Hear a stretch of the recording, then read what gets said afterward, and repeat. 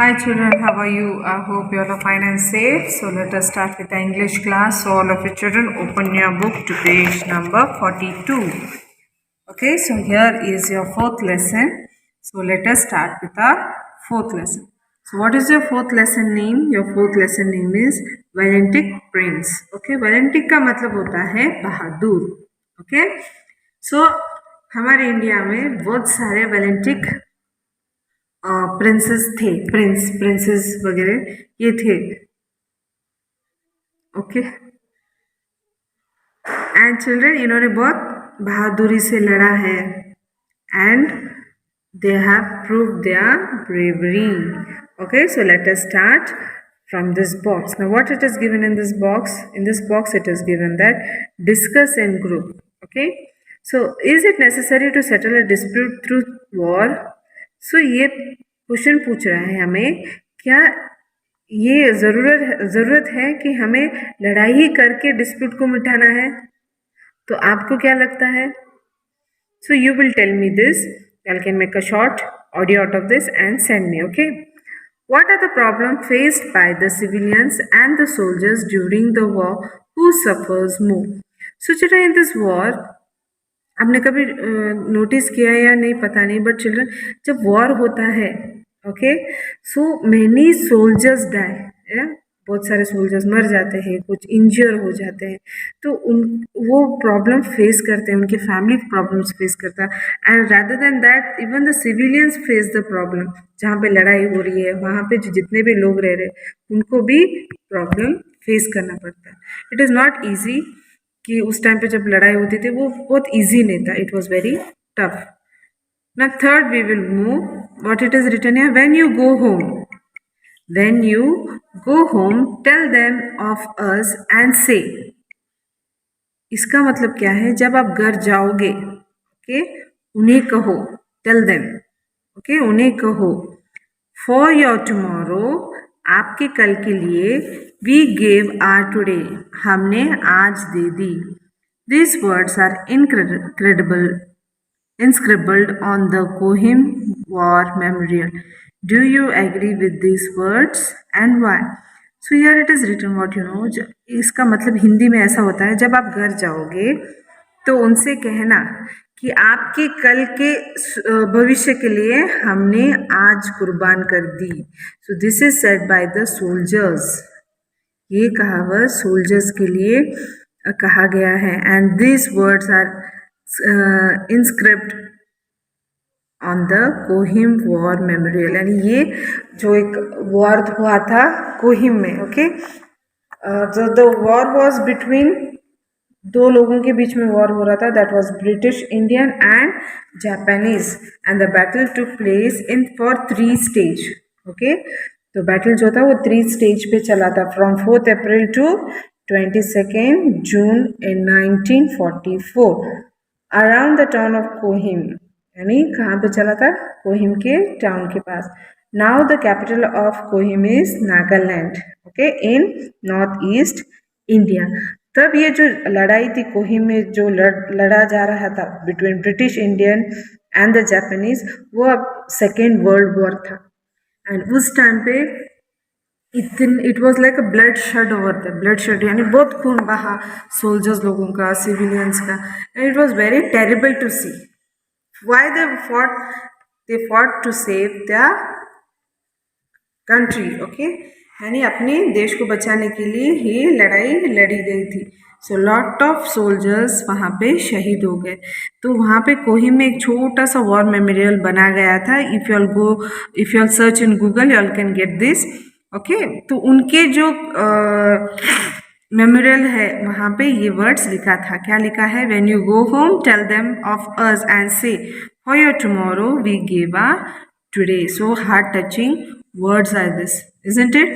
So we should always respect our soldiers because they give their life.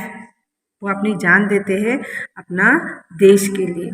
Okay, so let us continue. We will go down and we will see what is the lesson about a Valentic Prince कौन है. Okay, अभी के लिए तो Valentic Prince कौन है? हमारे soldiers, है ना. Now let us go to the story now. So this lesson is based on Mahabharata. Okay, आप सबने महाभारत पढ़ा होगा ना, you all have read also, and आपने देखा भी है, पिक्चर भी आया था in the form of cartoon also.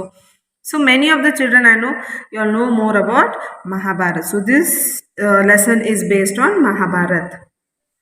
The epic Mahabharata related the story of war between two group of cousins named the Kauravas and the Pandavas. So here is the story about two brothers, okay, two cousin brothers. एक के नाम थे Kauravas and another was Pandavas. So this we have heard in Mahabharata. So this story is related in Mahabharata. It is about Kauravas and Pandavas. So what is the meaning of epic? Epic यानी a long journey. Okay, it is a given in your textbook also. Epic, a long poem about the deeds of a great man and a woman or about a nation's history. Okay, तो यहाँ तक आपको समझ में आया होगा. So let us continue. The eldest of the Kauravas was Duryodhana. So the elder of the Kauravas was who? Was Duryodhana, and made Dronacharya the commander-in-chief of his army. So Duryodhana, what he did? He chose Dronacharya as the commander-in-chief. Commander-in-chief means what you say in Hindi? Senapati. Okay. He asked him to defeat Pandavas and arrest the elder of him, Yudhishthir. यानी दुर्योधन ने द्रोणाचार्य को ये कहा कि आपको पांडवास को हराना है और उनके जो बड़े भाई है, दैट इज युधिष्ठिर, उनको डिफीट करना है. Dronacharya promised Duryodhan that he would perform his duty well. So Dronacharya ने दुर्योधन को प्रॉमिस किया. What did he promise? That he will perform his duty well, यानी उसकी जो ड्यूटी है वो अच्छी तरह से निभाएंगे, यानी ईमानदारी से निभाएंगे. So then defeated the Pandavas and make Yudhishthir kneel before him. So Dronacharya ने दुर्योधन को प्रॉमिस किया था कि वो पांडवास को हराएंगे and he will bring Yudhishthir, यानी युधिष्ठिर को उनके चरणों में लाएंगे. Yudhishthir kneel before him. As both the, for next page,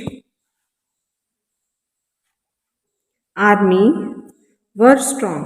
so the both the armies were strong, यानी तो दोनों ग्रुप के जो आर्मीज थे they were strong. The war continued for many days.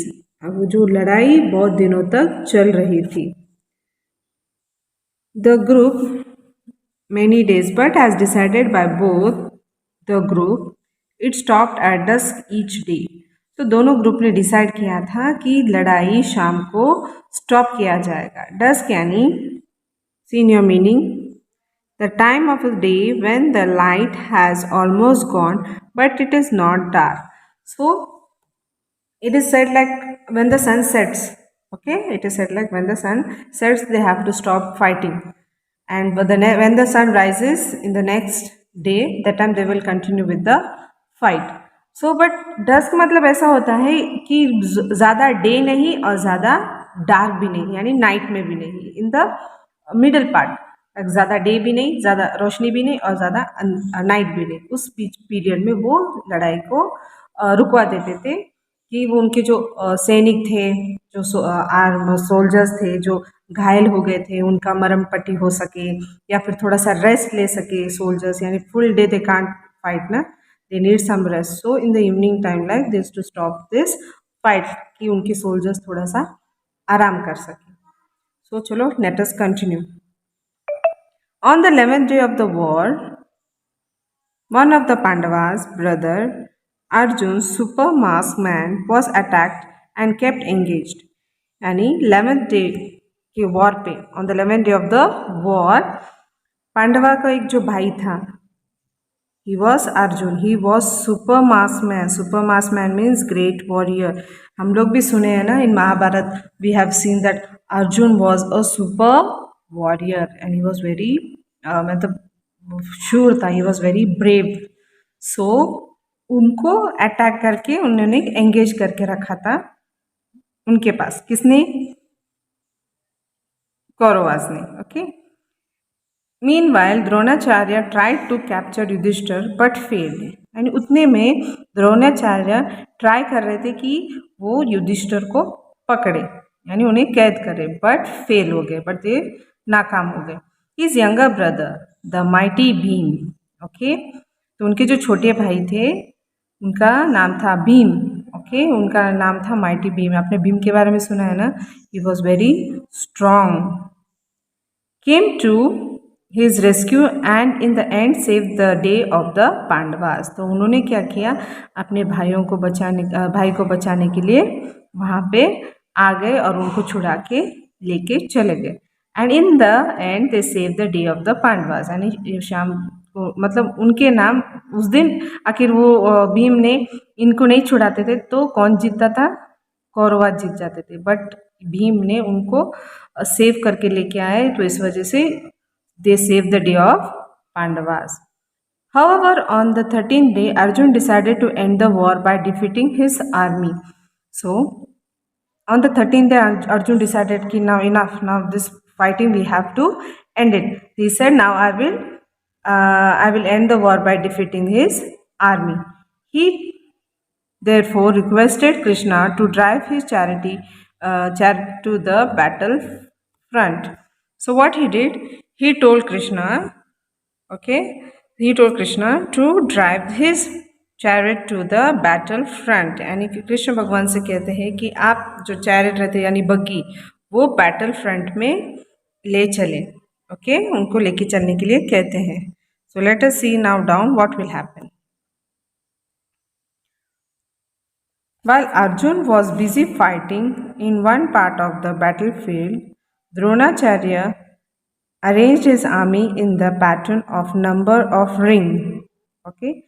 जब अर्जुन बिजी थे फाइटिंग में, okay, when he was fighting with his enemy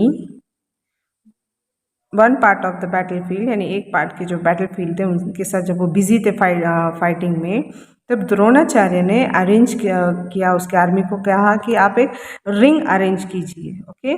so in olden days there were many types of fighting, यानी बहुत सारे styles थे. यानी एक रिंग टाइप था, एंड एरोज के लिए भी आपने भी बाहुबली पिक्चर में देखा था, you have seen in Baahubali 1 I think so, जहाँ पे ये लोग एक रिंग बनाते हैं, फिर उनके जो एनिमीज थे वो रिंग को तोड़ नहीं पा रहे थे, है ना. So this way in this also this one Dronacharya told the army to prepare one ring. Okay. And encircling the other in the another part. Encircling मतलब surrounding. Okay. This arrangement was known as Chakravyuh. So this arrangement को क्या कहा जाता था, चक्रव्यूह. So you all have heard about this चक्रव्यूह, no. Beside Arjun, Krishna and Pradyumna, Abhimanyu was the only person who knew how to break into the Chakravyuh. So, ये जो चक्रव्यूह था वो सिर्फ अर्जुन, कृष्णा एंड प्रद्युम्न को मालूम था. एंड अभिमन्यु, किसको किसको पता था, अर्जुन, कृष्णा, प्रद्युम्न एंड अभिमन्यु को ही मालूम था कि ये चेन को कैसा तोड़ा जाता है. Was the only person to know how to break into the Chakravyuh. As Arjun and Pradyumna were fighting far away in the battlefield, और अर्जुन और प्रद्युम्न वो जो बैटलफील्ड से थोड़ी दूर फाइटिंग कर रहे थे, युधिष्ठिर आस्क अभिमन्यु टू, तो युधिष्ठिर ने अभिमन्यु को क्या कहा, टू पियर्स्ड इनटू द चक्रव्यूह. सो युधिष्ठिर ने अभिमन्यु को कहा कि आप इस चक्रव्यूह के अंदर जाएंगे. Okay. So Abhimanyu was the young and ambitious boy and was very eager to take any kind of risk. So Abhimanyu was the younger, यानी पांडवास में सबसे छोटे थे, और बहुत एम्बिशियस यानी बहुत उत्साही रहते थे हर कोई चीज़ करने के लिए, और रिस्क को भी लेने के लिए कभी भी रेडी रहते थे. ओके. सो चिल्ड्रन, आपको यहाँ तक आपको रीड करना है. So this lesson you have to read from the epic to kinds of risk. Okay children, so did you understand this lesson? If you feel any difficulty in this lesson, you all can just call me and ask. Okay. आपको समझ में नहीं आया होगा, So I will explain it once more. So in little and briefly I will like to explain for you all.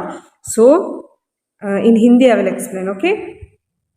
सो इन महाभारत में war हुई थी, आप सबको पता है। तो वॉर किन किन के बीच में हुई थी? वॉर हुआ था कौरवास और पांडवास के बीच में। तो सबसे बड़े कौरवास में कौन थे? दुर्योधन थे। एंड इन पांडवास में युधिष्ठिर। और दुर्योधन ने द्रोणाचार्य को अपना कमांडर इन चीफ बनाया था, ओके। और उनको ये कहा था कि आपको पांडवास को जो सबसे बड़ा भाई है उसे मेरे घुटनों पे लाना है। तो द्रोणाचार्य ने उनको प्रॉमिस करते हैं कि मैं अपना काम बहुत ईमानदारी से निभाऊंगा।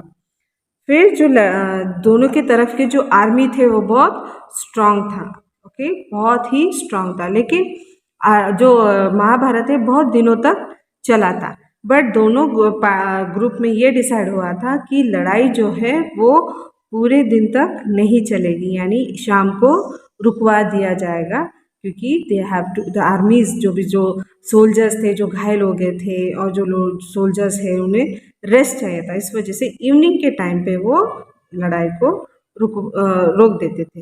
एंड फिर सुबह अगले दिन सुबह वो वापस लड़ाई करते थे, okay. On the 11th day, यानी 11th डे पे क्या हुआ था? पांडवास के जो ब्रदर थे अर्जुन, जो एक ग्रेट वॉरियर है, वो उनको अटैक किया गया था, उनको पकड़ लिया गया था। देन द्रोणाचार्य लगभग युधिष्ठिर को पकड़ने ही वाले थे, तब उनके जो छोटे भाई थे भीम वहाँ पे आके उन दोनों को रेस्क्यू करके लेके चले जाते हैं। यानी उस दिन जो पांडवास का था वो दिन सेव हो जाता है, यानी सुरक्षित हो जाता है। फिर अर्जुन ने डिसाइड कर लिया था कि वो कब डिसाइड किया था? On the 13th day Arjun ने डिसाइड किया था कि वो अपनी आर्मी को अभी, यानी जो आर्मी है उसको डिफीट कर देंगे। सो उन्होंने कृष्ण भगवान को रिक्वेस्ट किया था कि वो अपने जो बग्गी है वो बैटल फ्रंट में लेके चले। तब तक अर्जुन जो थे वो लड़ाई में बहुत बिजी हो गए, इन द बैटल फील्ड में बहुत बिजी हो गए थे। तो द्रोणाचार्य ने क्या किया था? उन्होंने अपनी आर्मी को कह के एक चक्रव्यूह तैयार किया था। व्हाट वाज चक्रव्यूह कॉल्ड एज? चक्रव्यूह only, okay.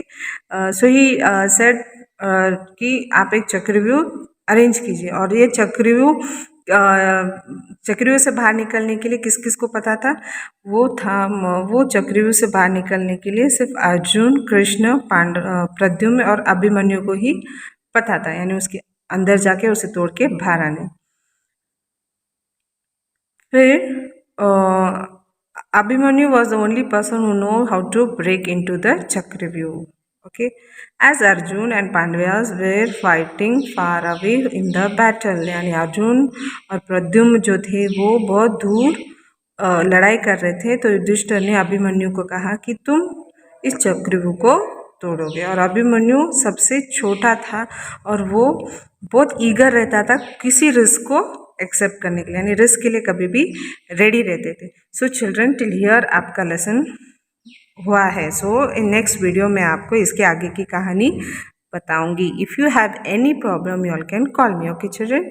Okay, so read this lesson, and if you all have any problem you all can call me, okay children. Take care, bye.